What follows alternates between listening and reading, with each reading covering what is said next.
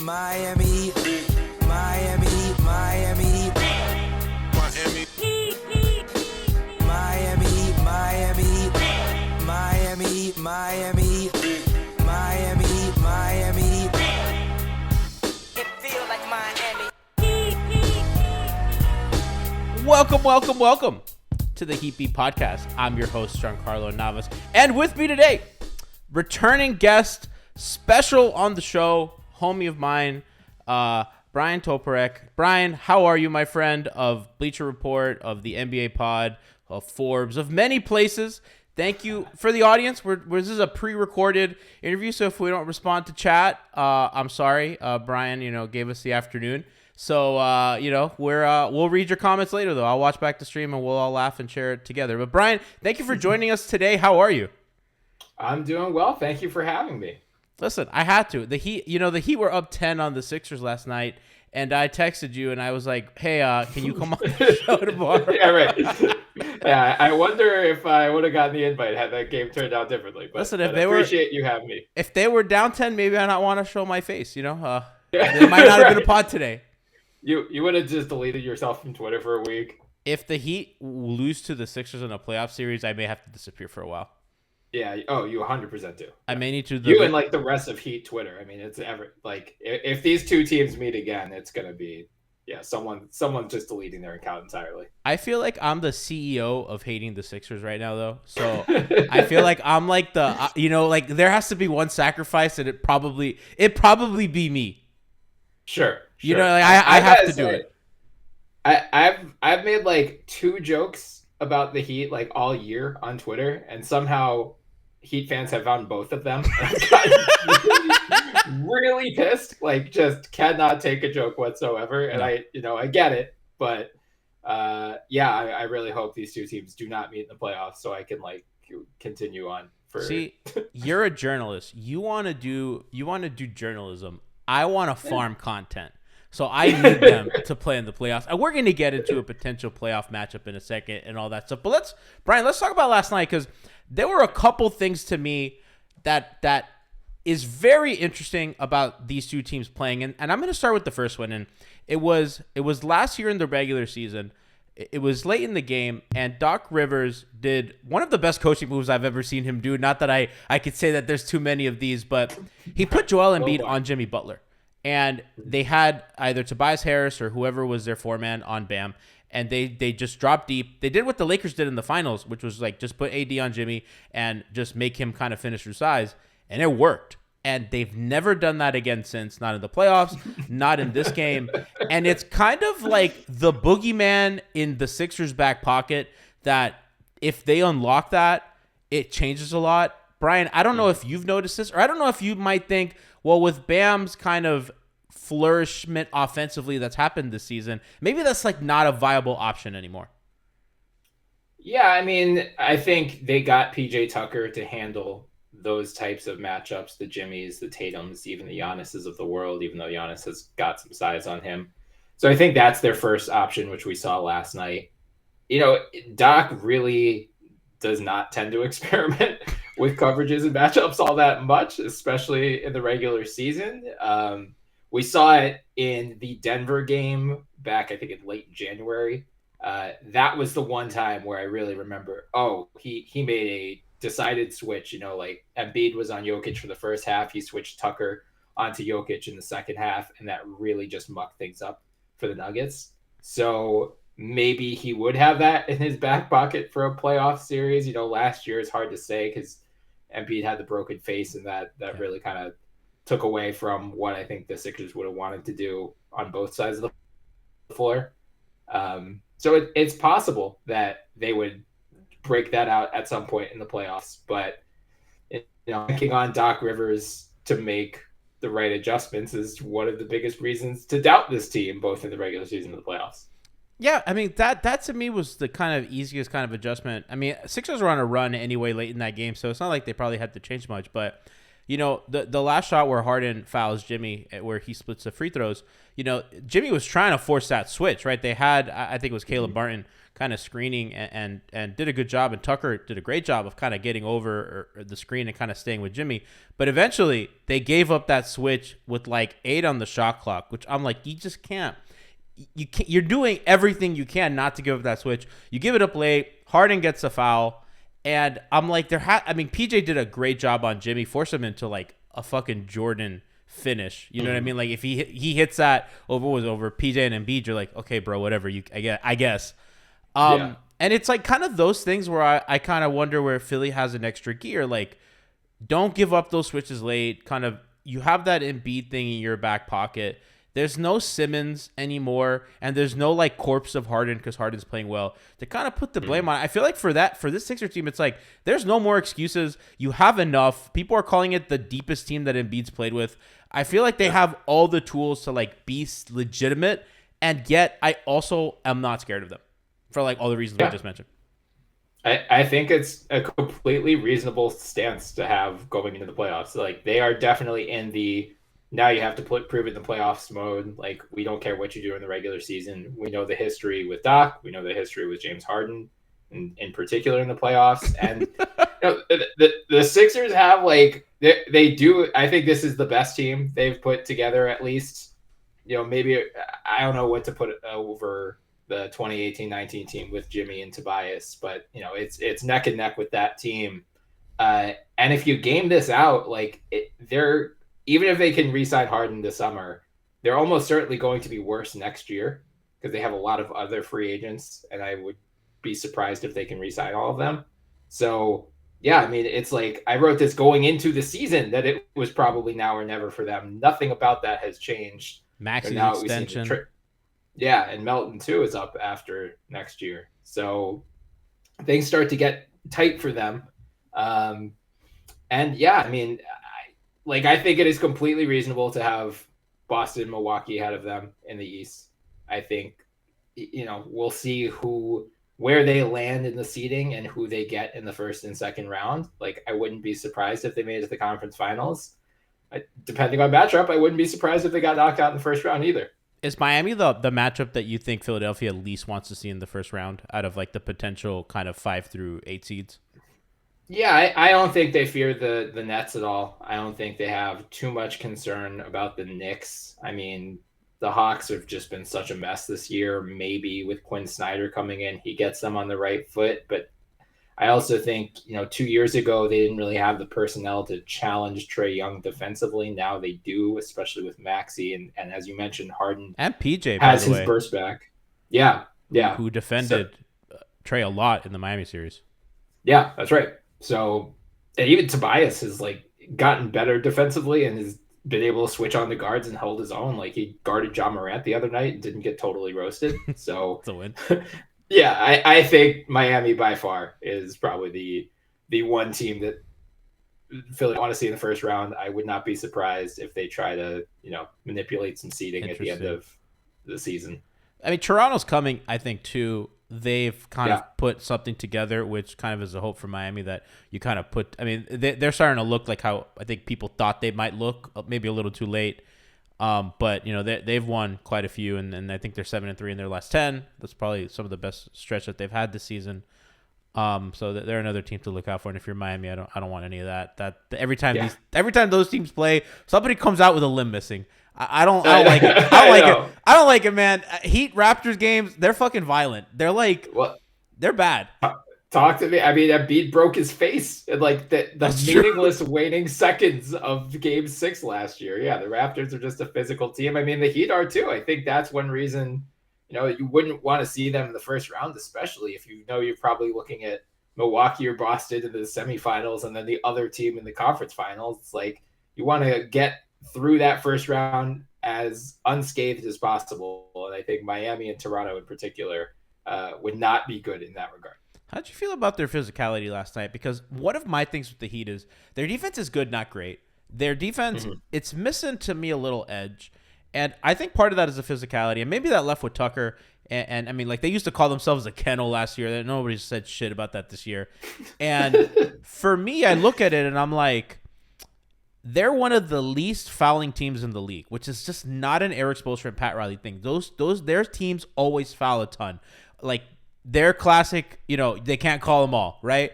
And even last year, he were one of the most fouly teams. Now they're one of the least, right? But they force a ton of turnovers, and that's kind of what they've kind of angled this defense. It's like, okay, we're gonna show hard, we're gonna trap sometimes, we're gonna play passing lanes with Jimmy and Oladipo and Lowry, and we're gonna have quick hands, we're gonna swarm, all that stuff, right? But it's not been physical. It's been more like finesse and grifty. And I felt last night they had a little bit of urgency, a little bit of go-go. And I'm wondering what you saw as somebody who doesn't watch them every night. Because last night felt a little bit different and more of what I expect from the Miami Heat. Not, whatever the hell. They're soft. It's kind of soft. I'm just going to say it. They're kind of soft defense this year while very good. Yeah, I mean, they beat the shit out of the Sixers on the offensive glass in the first half in particular. The Sixers tightened up after halftime there, but that was it. Like the effort between the Heat and the Sixers in the first half, there could not have been more disparity between the two teams. I think that's, a testament to Coach Spo. Like his teams are going to come prepared more often than not, get up for a big game. I know they had this 4-game losing streak, and Jimmy had his whole I'm sick of losing thing. So scared me, buddy. That scared me. Yeah. Well, but then if you're the Sixers, you have to know they're going to come in fired up. Like they are not looking to lose at the game after Jimmy makes that declaration. And I know the Sixers are coming off that heartbreaking loss against Boston on Saturday night, but they were just so unfocused, unenergetic in the first half. Like Tyrese Maxey gave them the spark in the third quarter. But yeah, I mean, I think the Heat out-toughed them for most of the night. And they won that game, Brian, with Bam and Tyler giving them a goose egg on offense. Now, Bam, I think you could say, well, Embiid is just going to do that to dudes, especially with the size disparity that they have. Bam's kind of jumper has come back to earth a little bit. He went like a month and a half where he was just KD in mid-range, and that's really just kind of regressed. Which I still like him taking them. I think he needs to, but it's kind of come down a little bit, and I think too many floaters and little push shots against Embiid that you don't want, and I understand that. Hero, I think this is a matchup that you kind of want him, especially if he's gonna, they're in drop. You know what I mean? Like Embiid's not playing at the level, so you kind of want a big in drop against Hero. I just didn't think he got much going for them. So kind of looking at that going into Wednesday, Brian. So they're coming into Miami. Miami's a really good home team, and they're a shit road team. So them winning a road game to me was absolutely enormous. If you're Philly, right? So let's take Doc out of this because Doc, we know what we think about Doc. Do you have anything that you think the Sixers should do tactically? Because I like these kind of little home and homes because it actually feels like a coach can say, okay, well, let's try this now. We did our base. Now let's have a little adjustment. Where are the areas that you would say, okay, let's move these couple things around, and I think we could be fine? So you got to start with the obvious talking point that's been this way for the last month or so. Tyrese Maxey has been coming off the bench for them. He has been hot and cold in that role. He's actually been really cold in the last couple of games up until last night. Great. So thank you for snapping him out of his slump. We appreciate it. Fast guards love playing against his team.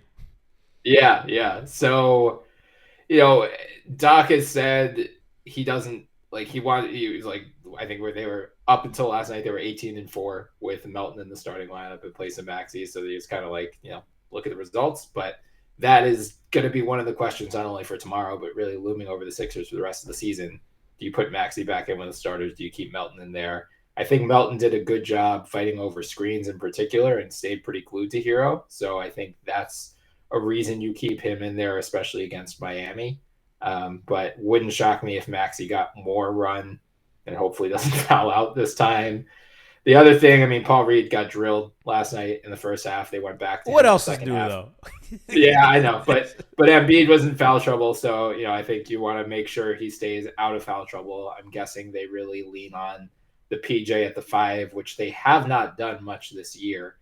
Doc has said it's probably going to be more of a thing in the playoffs, and they're just trying to keep his legs fresh. But at the same time, if you don't have better alternatives, which they do not, between Reed doesn't stand a chance against Bam, Montrezl Harrell doesn't stand a chance against Cody Zeller even, and the GOAT. Yeah, yeah, man, that chase down block on Embiid. What the hell? Can we talk about Like, that? Dude he tried to make a play under the basket on the other end, and I thought, man, yeah, it sucks that he hustled so hard for that because now Embiid's gonna get a layup on the other end. yeah. Dude was It was. I LeBron. mean, Embiid needed to go up harder than that, but man, it was like testament to Cody. That was a hell of a play. But yeah, I mean, they also Dwayne Dedmon's their other option. He's out with a hip injury right now. I don't think you want him. Heat fans. I don't think. Yeah, right. I think Heat fans want Dedmon to play. Yeah, we were pretty lukewarm on the signing, not gonna lie, especially seeing some of the names that have come free after the fact. Nerlens Noel, Kevin Love, Nerlens has been a long time Sixers Twitter target. So wasn't he there? Wasn't he part of the process? Yeah, he was. He was the start of the process. Yeah. Robert Covington, So, Nerlens Noel.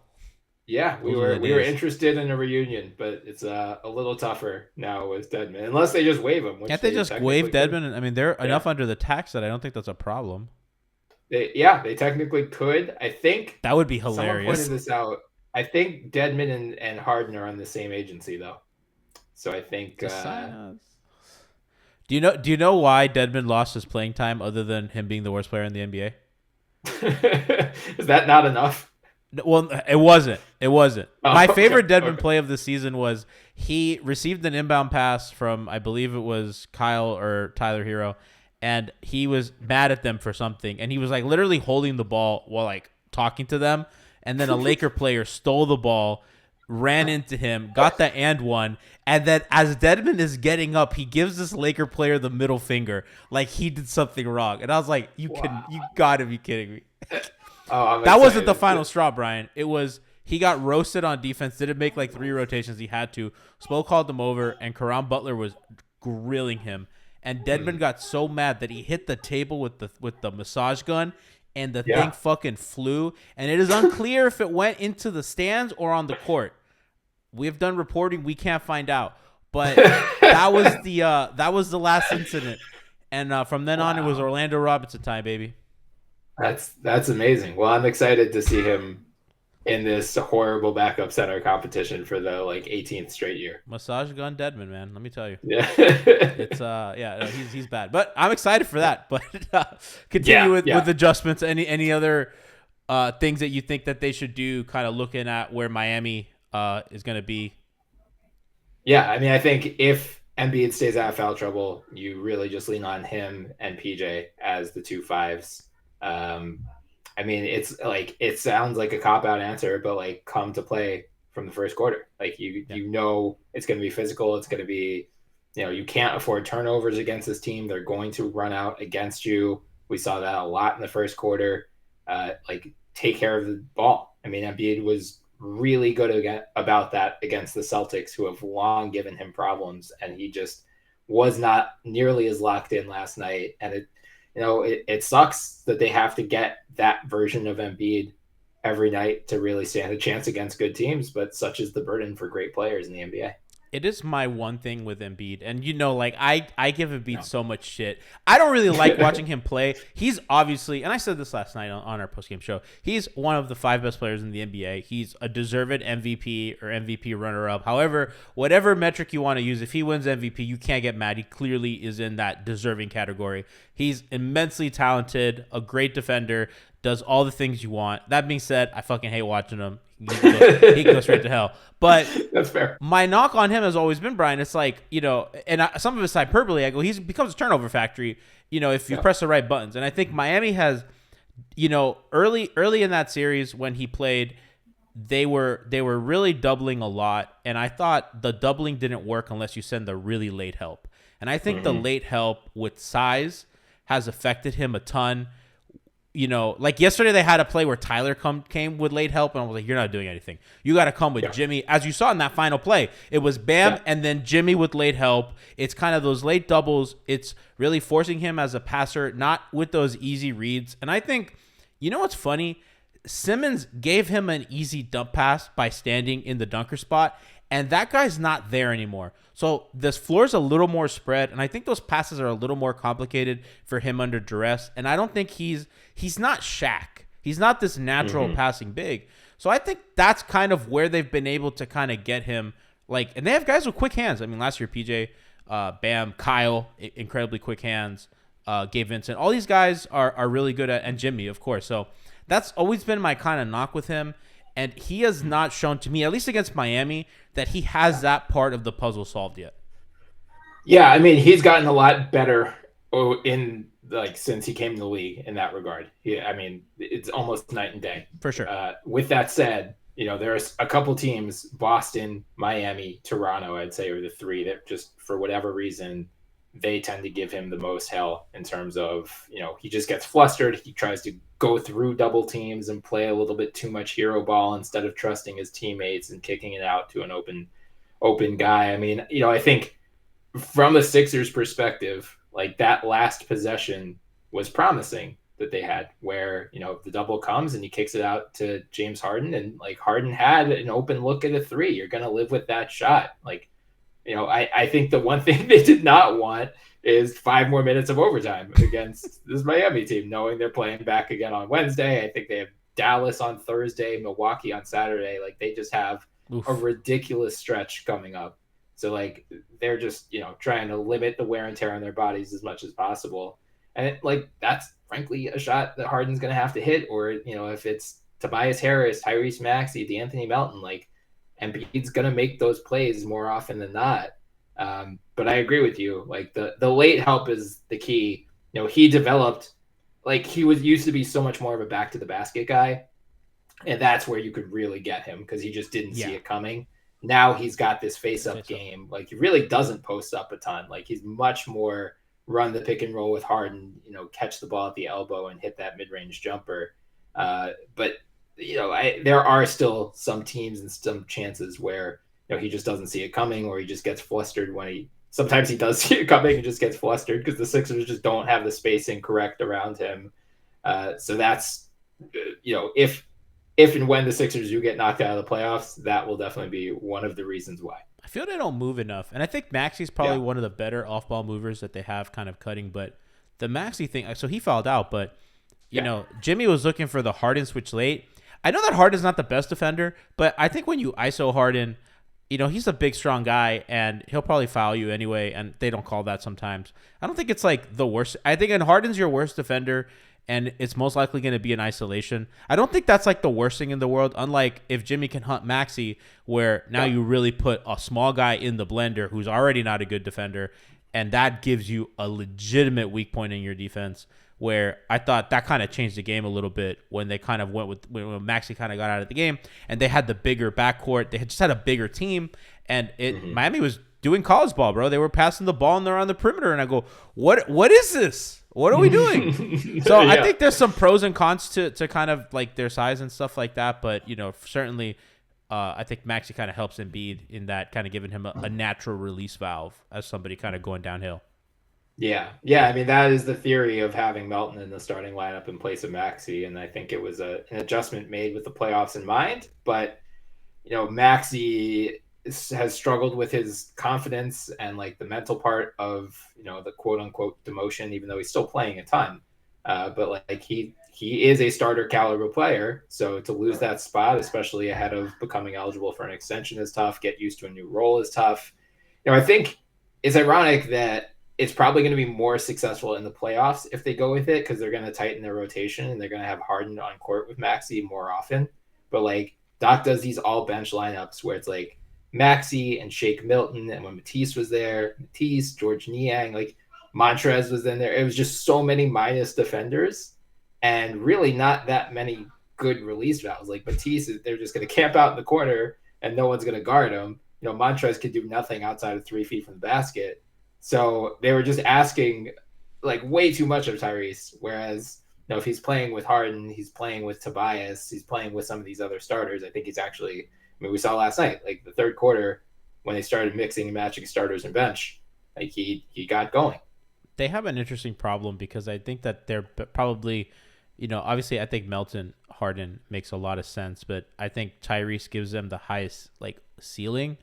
But, the floor is, you have a defensive backcourt of Harden and Maxey, and things can go bad in a kind of a hurry. That's a couple missed rotations and all of a sudden 2 open threes, and that could swing a game, pretty quickly.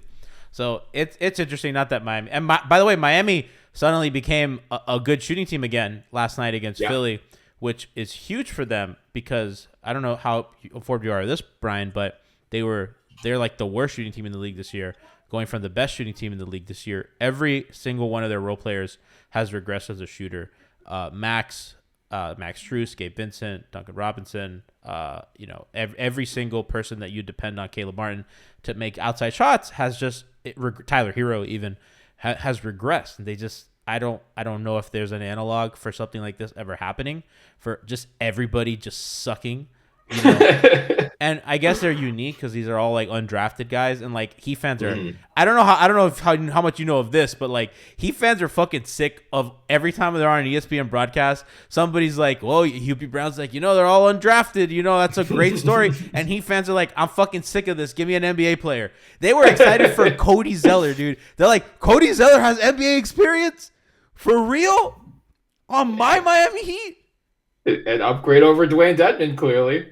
Oh, dude, king. I mean, listen, we're gonna have the George Costanza block on Embiid forever. Yeah, exactly. But that's what it is down here, bro. It's like fans are so upset at this undrafted thing, and I don't know if these guys just they're all older, right? They're not 21. They're all like 27 and stuff. So did they just peak and they're just like who they are now, or like I don't know. I don't even know. Yeah, I mean, they might have been regression to the mean a little bit. Like they shot a little too well last year. But now we're like way over. You know what I mean? It's like yeah. Can we get like a 37%? Yeah, I'll take 37%. I'll take 37%. Maybe other people might not, but I would. Yeah, that'd certainly be an upgrade. I mean, that's always the frustrating thing. From an outside perspective, watching Miami is like, how the fuck do they keep finding these diamonds in the rough? Like. The Sixers have a first-round pick and Jaden Springer just buried on their bench, not playing at all. And it's like, that Miami, just every year, it's a two-way guy or an undrafted guy. Who's Orlando Robinson? Yeah, like Yurtsevin last year. Like I watched it. He was at Georgetown. I watched him in college. He was not that good. Like how did he suddenly become a productive NBA player? The Duncan one's crazy. That Duncan he sells the NBA record for the fastest to 200, 300, and 400 threes. Really? Yeah. That's going to be an interesting story. He stinks now, Brian. I know he stinks. Toast. He can't shoot anymore. Yeah, and I think some of it's like Spo sabotage because like Spo stopped playing with Bam, bro. That's your DHO guy. He was like playing with Dedmon, and Dedmon like doesn't even make contact on the screen, and I'm like, oh my god.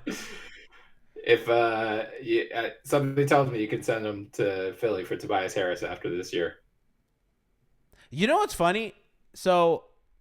I think Heat fans view him as a negative value contract, and I'm sure there's somebody in the league being like, "I can fix him." Yeah. I don't. OKC maybe like they just need actual shooters instead of these like raw 6'8" wing guys who can't shoot. We're gonna teach them. We're gonna take 4 years. We're gonna teach them how. Am I crazy? Like I don't think they have to unload a first-round pick to get rid of him. I think somebody on the last 2 years of his deal will be like, I'll see what I can do. I don't think you got to unload a first, maybe like a couple seconds, but I don't think you got to get off a first to get off his money. Is that how he's only got 2 more years left after No, I'm this? saying like once he gets, I think he has, this is his second year. He has a 4-year deal. So I think he's at 19.6 million the last 2 years or something like that. Yeah. I mean, it's definitely, I would agree that he has a negative value contract right now. I think it will. But like cost negative something value, like you got to give up a first for somebody to take him. For 2 years of him?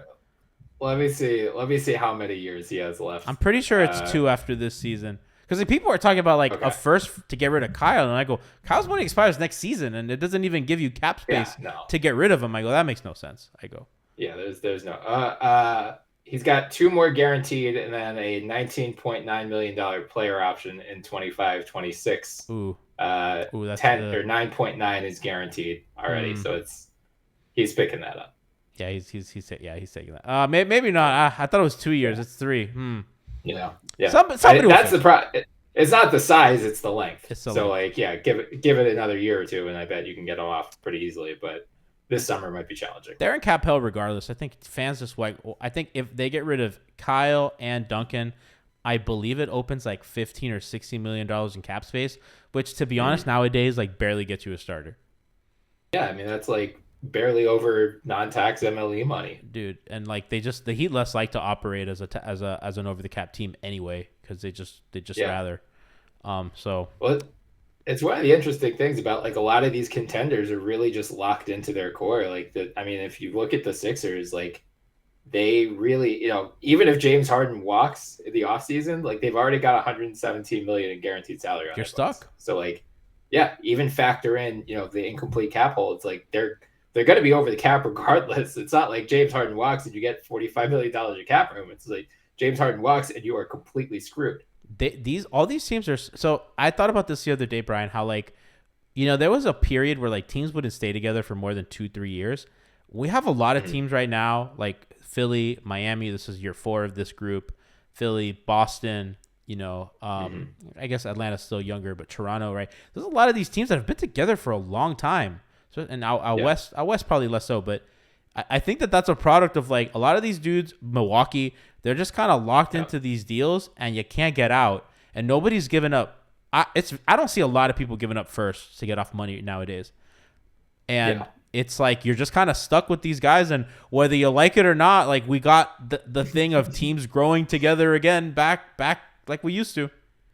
Yeah. Yeah, I mean, I think a lot of these teams have traded so many future firsts away too. Like they don't have a way out. Like the Sixers can't trade a first until 2029. I know Milwaukee's out a couple of future firsts as well. Miami Boston has given up their problems. Yeah, Miami too. So I think that is part of the problem. I have a very spicy take about Atlanta that I could holster for another day. I'd love to hear it. No, listen. Yeah, I think it's time to move Trey, man. I think if you look at their cap sheet moving forward, they've got Okonkwo up for an extension this offseason. Saddiq Bey is up for an extension this offseason, who they just traded 5 second-round picks to get. They're already going to be over the cap like next year regardless, even if Bogdanovich signs it, opts out, which he will, and leaves. They've got DeJounte Murray up for an extension. He's not going to sign it because the extension rules are stupid. So he's going to be an unrestricted free agent in 24. Like, they just have too many guys on big contracts. Collins. And you could trade John Collins, but it doesn't sound like there's a ton of interest in him for, you're not going to get like a ton of positive value back for him. Nobody wants him. They've been trying to get rid of him for years. I know. But like if they trade Trey, I mean, you've got a core of DeJounte, DeAndre Hunter, Collins, Capella, Bey, AJ Griffin, Jalen Johnson, Okonkwo, plus whatever you get back for Trey. Like, I think all of a sudden that actually opens the door for them to be kind of good. What that opens the door is they become the Hawks of like the 2000s, where they're like a 4 to 5 seed every year, and then they're back in the Joe Johnson days. They're an 8 seed right now. Like, that's better. At least they have upside. I kind of disagree with that. I think that I don't think they'd want to go back to that anymore. I think if they trade Trey, I think it's a total teardown, because I don't know if they want to go back to those days unless they get a lot of picks. I gotta be honest with you. Who's the team that's gonna trade the farm for Trae Young? Other than New York. New York's always they have Brunson now. When there's a stupid decision to be made, you call James Dolan. And just to see, bro, you just gotta see if he's willing to make a mistake. You never know. I'm worried it's Orlando. And I really hope it's not, because I actually think Orlando has a good thing growing there. Oh. He might be interesting there, though. Yeah. He actually might. Because they've got a lot of That's length. a good one. They have a lot of young guys they can offer up. They could have 2 lottery picks this year. They have a lot of length to surround him with. That's a good one. You could offer Suggs, Isaac. What about New Orleans? I don't think they... Yeah. I think he and Zion is kind of a messy pairing, though. Yeah. I mean, that's the problem. It's hard to find like too many logical fits, but I think it only takes one team. And, OKC? I think, yeah, possibly. But do you want to take the ball out of Shai's hand?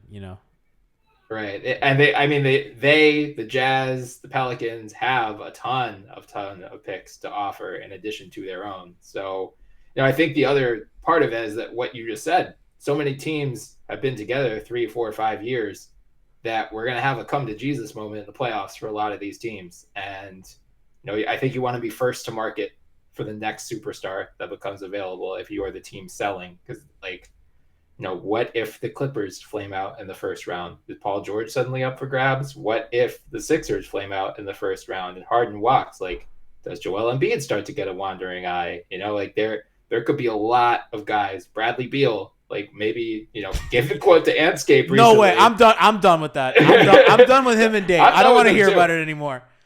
I don't even want. I wouldn't want him. I don't think you could build. It's over, bro. Him on that contract. No one thinks you're pretty anymore. It's done. Yeah, right. Whenever he comes up in the news, I was like, oh, that's right. He's a thing. Yeah. Forgot. He still plays in the NBA. I didn't realize. The Warriors are another team that, I mean, they're all doomy and gloomy. Draymond's like, I know the luxury tax is the thing. Whatever goes on there. I guess Wiggins is a guy that you look at to see if you can nab if they kind of tear it down. Or Clay even. Like, I don't think they would. I don't trade think him, he's but... leaving. I don't think. Yeah, he's a lifer. I can't imagine. I can't. I think both. I think both Steph and him stay, but everybody else leaves. Yeah. Well, I mean, they're gonna have to at least start selling off pieces. Minnesota at some point soon.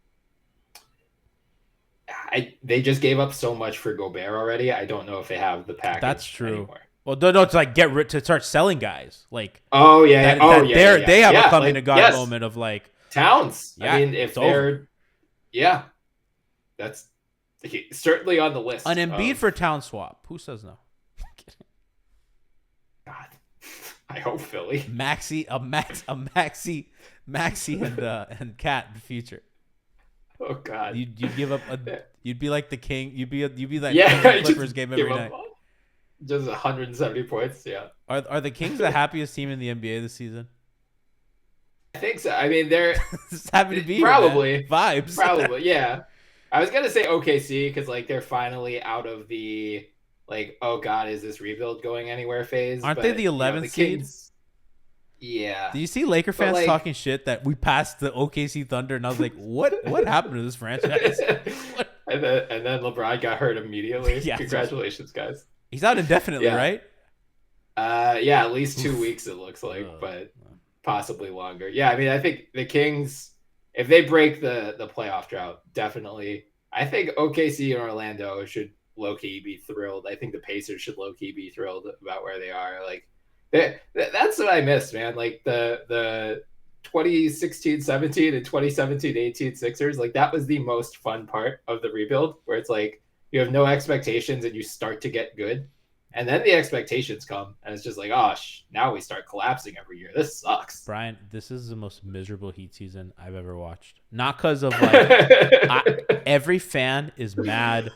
They want Riley gone. It's funny because they want really? Bob Myers. Oh, they always want Riley gone. But now they want Bob Myers. But Warriors Twitter complains about Bob Myers every day. You got Andy Liu calling him the Bay Area Aristotle. Like, that's not a compliment, by the way. So Heat fans are done with Riley. They're coming for Spo now. They're just done. They're done with this team. They think that they have absolutely fumbled Jimmy's prime by not making any moves this offseason and basically this deadline, that they can hide behind a Kevin Love acquisition, but that they truly have depended on a bunch of undrafted guys to carry the load for their poor management, like asset management, and they're getting bit in the ass. And I think they're right about that. They made bad cap decisions, and that Dion, Jage, that 30 and 11, they signed a bunch of dudes to bad deals. They didn't have to give up any picks. They only had to give up one pick, and it was to offload Mo Harkless. So they ended up trading Dion and James Johnson. They ended up trading for players, right? Dion was moved for I forgot what, and JJ was moved with Winslow to get Jay Crowder and Andre Iguodala. Tyler Johnson was moved for Ryan Anderson. It was like a bad contract swap, and then they waive and stretched Anderson to get $5 million below the cap. They traded Whiteside to the Blazers for Myers Leonard and Mo Harkless, and this pissed me off the most. Then they sent Harkless and the first-round pick to get under the hard cap for the Jimmy sign-and trade, but the Clippers started Harkless.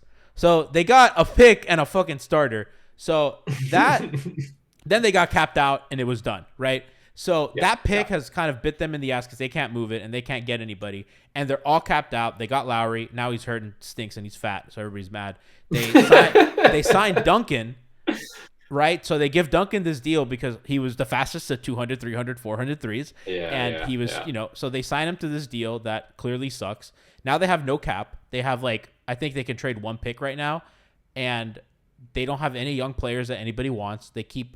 Does anybody want Tyler Hero on that extension? Probably not. And the fan base, I think, is rightfully pretty upset of you guys fucked this up. There's no way to improve this team. They're done. They're locked into what they have, and this has not been good enough, and you almost won. And a lot of this is Kyle got hurt, and now it looks bad. But the fan base they're mad, Brian. They're mad. Well, I think it'll make a lot of your listeners happy to hear that Sixers fans are in the exact same place. And they're winning. I know, but we can relish our misery together. But man, when they do this Jalen McDaniels, Matisse Thybulle trade at the deadline to get under the luxury tax line, and I made the mistake of writing about it at Liberty Ballers because I was trying to kind of explain the rationale why they would do it. Do your job. You were doing your job. Yeah. I was trying to, but holy shit, was that a mistake? They did it to get out of the repeater tax next year because they're going to be really expensive if they re-sign Harden. They've got a bunch of free agents: Shake, George Niang, Paul Reed, now Jalen McDaniels as well. It's it would be tens of millions of dollars more just to re-sign the exact same guys had they not gotten under the tax line this year. But there's this perception of they should be all in to win right now. This is the best team. Dude. How are you prioritizing ducking the tax? It's Matisse Thybulle wasn't going to fucking play in the playoffs. We've seen this story before. Why are we mad about this? We turned Matisse Thybulle into Jalen McDaniels, who, is super raw and, might not be any better than Thybulle, but at least the length, you can see flashes where you're oh, okay, yeah, this length and defensive activity makes sense. You turned 1 second round pick into 2, and you potentially extended your window for another year. But I mean, what you were saying about the Heat being locked in, the Sixers are the same way. There's, I said this on Twitter earlier today. I'm trying to enjoy what the remainder of this season. We probably know how it ends, and that's fine. But it's they're most likely going to be worse next year, because they're just not going to be able to re-sign everyone. Even if they get Harden back, some of their free agents are probably going to walk. They're only going to have the tax MLE. They don't have a first-round pick. They don't have a second-round pick. They are very limited room for improvement here.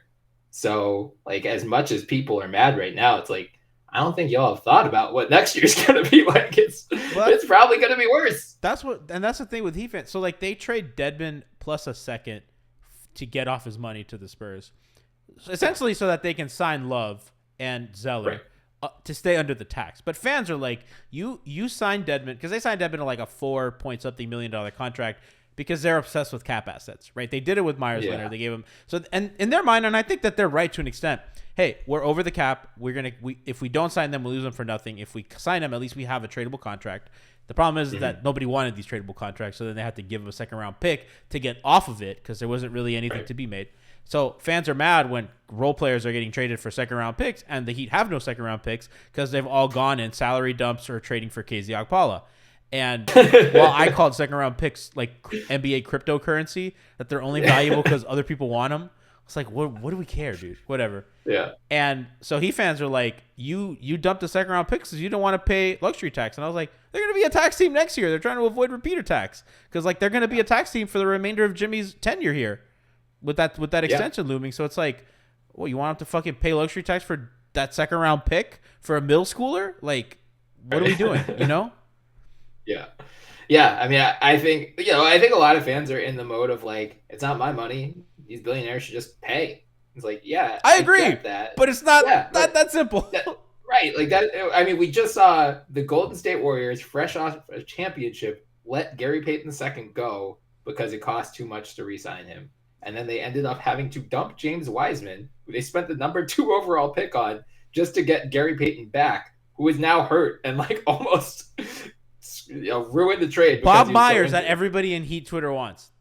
Yeah, that's correct. So, and Bob Myers, or no, Joe Lacob said to Tim Kawakami of The Athletic, last July, everyone was pissed at how far over the tax line they were. But he's like, you're throwing around these numbers like 350, 400, 450 million in terms of like salary plus tax payment, total expenditures.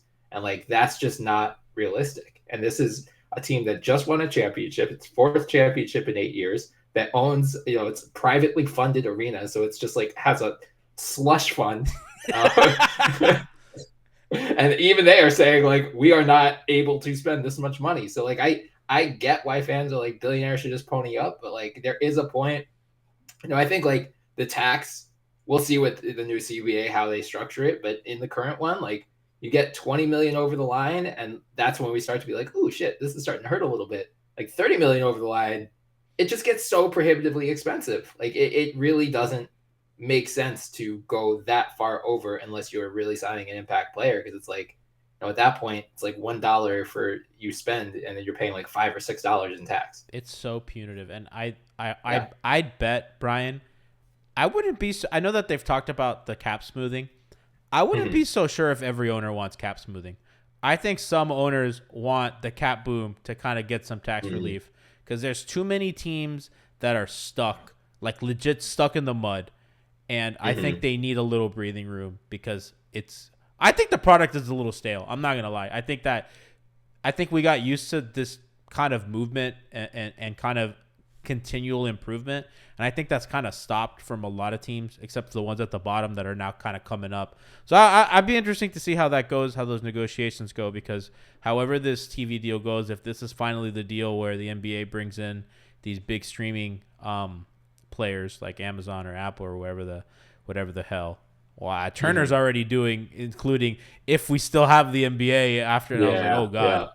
So we'll see about that. Seems like that was just a negotiating play more than like they're really, because they just signed the inside guys to a 10-year contract. So I think Turner's going to have some share of the pie. But yeah, I mean, Shams just dropped this story on Monday about kind of like they're progressing toward a new CBA where the focus points are. He mentioned changes to the luxury tax system. It sounds like they're trying to expand that lower tier to make it more possible for teams to pay in there and, not have these types of salary dumps at the trade deadline. So like Miami's and Phillies of the world, maybe just keep Dwayne Dedmon and Matisse Thybulle, Sure, players want that too, man. Players don't want to not be given money for, you know what I mean? I wonder if we get another amnesty. That'd be amazing. Although the Sixers don't have anyone to amnesty. Well, I know where Miami goes.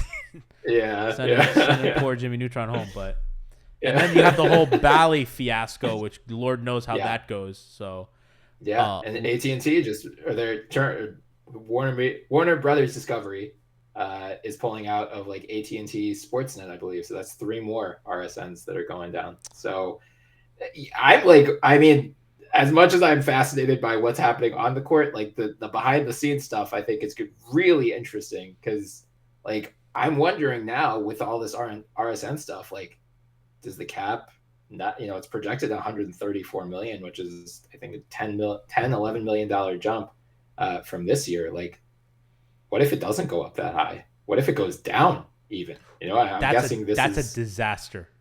Yeah. I know a lot of teams would be completely screwed. I think they have to think of expansion at that point, right? Yeah, I'd imagine. Adam Silver has already said, we're not going to do it till after the new CBA and new TV deal. Then we'll talk expansion. That's to me the easiest. I mean, that if it does go down, that kind of takes the idea of fewer games completely out of the picture. I don't think that'll ever happen, but yeah, for sure that kind of takes that out of the picture. So a lot of interesting things kind of coming up on and off the court in the NBA. Interesting. I love talking with my friend Bryan about this. Bryan of Bleacher Report, thank you so much for coming on the show. Do you want to plug anything on the way out? Anything you have written? Anything you have going over there at Bleacher Report? Sure. So I've got something on, if you care at all about the CBA stuff, or if you don't and you just want to read one thing and then not care anymore, I've got something going up at Forbes Sports on that in the morning. Hopefully we'll have something later this week on the extension changes in particular, because that really caught my eye. I think that could be a very positive change if they agree to what Shams mentioned the other day. I'm at Liberty Ballers as well, so I'm going to be trying to plead with Sixers fans to stop complaining at every possible corner. But I have a feeling after tomorrow night, they're going to be in full fury mode. So thank you in advance for that. Does that mean you think they lose tomorrow? Wouldn't shock me. Let's go! At this rate, I mean, nothing would surprise me at this rate. Let's go Heat, baby. Bryan, my friend, thank you for always making the time for us. We appreciate it. And to our audience, if you're still on Twitch, even though this is pre-recorded, make sure you tune in tomorrow for Hangover Time, our special post-game show. We got Alf and the crew on, and pre-gaming, of course, before every game. And, we got you covered wall-to-wall for Heat Sixers week. And, of course, we have a podcast again Thursday after that. So be on the lookout for all that. We hope to see you on stream while we're actually live. And love y'all. We'll see you tomorrow.